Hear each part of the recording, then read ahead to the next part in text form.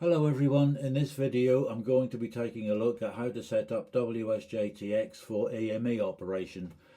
WSJT-X has made EME possible for a lot more people, and you can do it now with quite a modest system that you generally just use for tropo.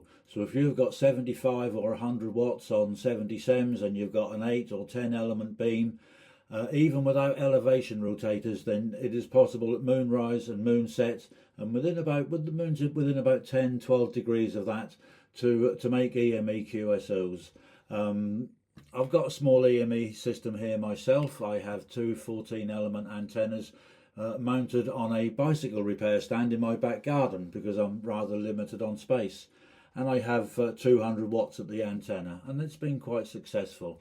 But you can also do it with quite a small tropo system, and one evening a few months ago I managed to contact Frank November Charlie 1 India via the moon using my 9700 with 60 watts at the antenna to an 8 element beam mounted on my chimney, and I have no masthead preamp, no elevation rotator on that, and still managed to make a QSO. So please give it a go, it's well worth it, and it's really exciting to have a QSO with someone off the moon. But you need to set up WSJTX more optimally to have a good chance of success. So what I'm going to do here is have a look at how to go about doing that. And I always find it best to have a completely new configuration for WSJTX rather than alter one that you're using. Now I'm going to assume here that you've already got WSJTX set up for 70 or so for FT8 on 2 meters 70 sems or what have you, and that you've got that all up and running. So the only thing I would say about your radio is for EME work, switch off the AGC because you're not going to really need that, and also make sure that your radio is capable of transmitting at full power, or your linear, if you have one, is capable of transmitting full power for 52 seconds for several periods, because that's what it's going to be doing. With the 9700 you can keep an eye on the temperature of the finals, but it's well worth doing. Make sure your fans are running, you don't want to blow things up. So let's go into the configuration menu, and I'm going to take my 9700 menu and I'm going to clone it. Okay, after that I think I'll rename that first, so we'll rename that to EME. Okay, and then I'm going to switch to that configuration. I'm using the 3.0 release candidate of WSJTX, but wherever possible I will make this so that everything will work if you're using the latest general release, which is 2.7. So the first thing we're going to do is go into preferences. Now I'm going to assume again that your radio is all set up, your audio setup is correct, you've got the colours you want, etc, etc. So what you need to change here in the general preferences is to make sure that enable VHF and submode features are enabled. You want to check allow frequency changes while transmitting, and you want to check decode after EME delay. Please don't forget this one. So many people do. I see it quite often, people wondering why they can't get a decode, and you have to take account of that 2.6 seconds that it takes for your signal to go to the moon and back. There's a couple of other things here specific to the release candidate and improved versions of WSJTX, which I won't go into just yet, but I will say if you've got weight features enabled, disable them. You don't on EME want your system firing up on its own. Certainly, I mean, you can interfere with somebody else's QSO for starters, and secondly, I mean, like my system, I have external cooling to keep my amplifier a bit cool, and I do not want my amplifier starting up while I'm downstairs making a cup of coffee. So disable any weight features. Okay, so that's everything set up there. The next thing we're going to do is change mode to Q65. Q65 is the mode that's generally used above 70 sems and above for EME. 2 meters, people still like to use JT65, but I'll be concentrating this video on Q65, and we set a 60-second transmit and receive period. We want submode B, which we already have, and I'm going to put max drift down to 0. Unless a station actually is drifting that you're receiving, then leave max drift at 0.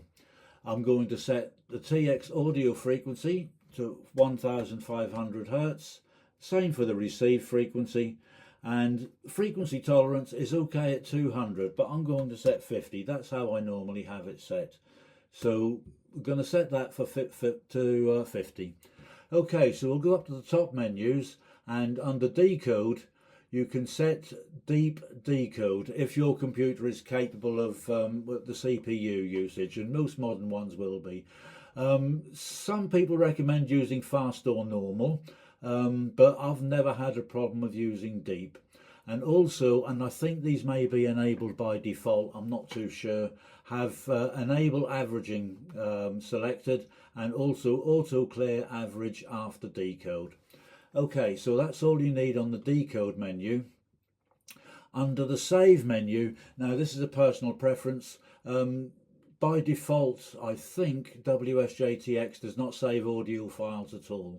So you get a choice of whether to save just your decoded audio files, save all of the audio files, and remove them after 30 days. I'm going to leave this to none for now, but once you start operating EME, it could be worth saving your decoded files, because you can play them back later, and even save the undecoded ones, because you can then see if small adjustments to your system can make that file actually decode. So the next thing we're going to have to do is go to the view menu and open astronomical data. Now, the only way to close this window isn't to click on the close button. You have to go back to view and click on astronomical data again. So yep, and I also spent a lot of time clicking on close and wondering why it wouldn't. So open astronomical data, then click on Doppler tracking, because on 77s and above you are going to have to compensate for Doppler. But before that, I'm going to look at the ways we change frequency while we're doing EME. Now, as things are set up at the moment, I can just adjust the dial on my rig and it changes frequency, as you can see on the frequency window here. You're not going to be able to do that for EME, and I will show you why in a little while. So there are 3 ways the way you can adjust, or 2 on the standard version of WSJTX and 3 in the improved and release candidate versions. 3 ways of changing frequency. Now this one here, where it says press and hold the control frequency to a control key to adjust the frequency, I find this doesn't work on a Mac. It may work on Windows, I don't know, but that doesn't work on a Mac. So once we're set up for Doppler shift, that may not work on, well, it certainly won't work on a Mac. It probably does work with Windows. The way I normally change frequency is this window here, and say I wanted to change to 432.080, I would just type 080K and press return, and that changes frequency. If you're using the improved version or the release candidate, there is an option in general preferences not to have to add the K, so you could just go 090 and press return and the frequency will change. And that is the normal way I change frequency for EME operation. On the release candidate, and possibly on improved as well, I don't know, I haven't got it, you can also click in this window here, and if I left click, the frequency will go down by 1 kilohertz with each click, and if I right click, the frequency will go up 1 kilohertz with each click. So there's another way of changing frequency. So for Q65 on 77s, and pretty much everything above that as well, we use a method of Doppler tracking called constant frequency on moon. What that does is sets your radio and the radio of your QSO partner such that if you were sat on the moon listening to our transmissions, you would receive it at exactly this frequency. So that's how constant frequency on moon works. So when I click this constant frequency on moon, the frequency of the rig will now change to half of my Doppler shift. And I can see here in the astronomical data, my self Doppler is 613 Hertz. Well, let's call that 612 Hertz. So it's going to change by about 306 hertz when I click on constant frequency on moon. So I'll try that now, and there we go, it's gone up by 306 hertz. And when you transmit, it will go down from the specified frequency by a similar amount. In fact, if I press the tune button now, you'll see that the frequency will drop from 090, it will drop 306 hertz from that, and there we go.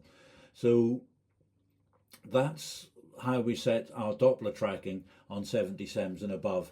Now, after you've set that, do not touch the dial on your rig, because you will then have the wrong Doppler tracking offset. So either change frequency using right click or left click in the window here, or by using this box, and that way you're changing frequency and you will keep your Doppler shift. So that's everything we need to set up in the, for WSJT-X, the main window, and with regards to frequency tracking. So I'm now going to take a look at the waterfall, and you can already see here we've got large, really wide intervals in the waterfall for the 1 minute frequency, 1 minute period. So that with Q65 60B.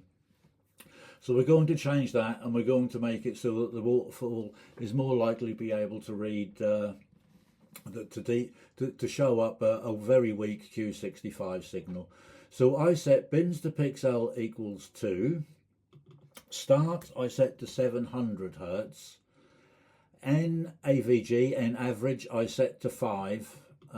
You may even want to go to 6, and this will reduce this distance here and make the few pixels that do show up on the screen much easier to see.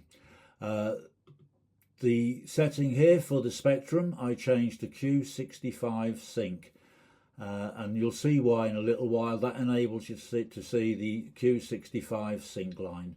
And the palette, I like to use the ZL1FZ palette. Your mileage may vary on this. It's a personal preference, but I find it quite easy to see the decodes as they come in using that palette. And you can spend a bit of time once you start to decode stations actually setting up the waterfall gain and waterfall 0 for best visibility, and the same with the spectrum, setting the spectrum gain and the spectrum 0. There's more you can do with this. You can have what's called a reference spectrum. I'll probably do a separate video on that, but that really is all you need to do to set up WSJT-X and the waterfall to receive EME signals. So I'm going to finish this video here, and in the next video I'm going to be looking at how you can actually go about finding a QSO on 70 SEMS and decode, and we'll go through a few decodes of some previous QSOs I've had. So 73 for now. I hope you found this useful, and see you in the next video.